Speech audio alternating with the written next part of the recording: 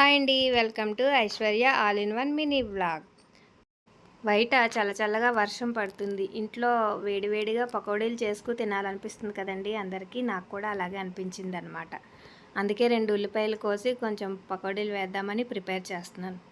పకోడీలు కలిపేటప్పుడు కొద్దిగా వెన్నపూస వేస్తే చాలా టేస్ట్‌గా ఉంటుందండి. వెన్నపూస అందుబాటులో లేని వాళ్ళు కొంచెం ఆయిలు మరగపెట్టి వేడివేడిగా ఉన్న ఆయిల్‌ను ఈ పిండిలో వేసి కలిపితే పకోడీలు చాలా సాఫ్ట్‌గా, టేస్ట్‌గా వస్తాయన్నమాట.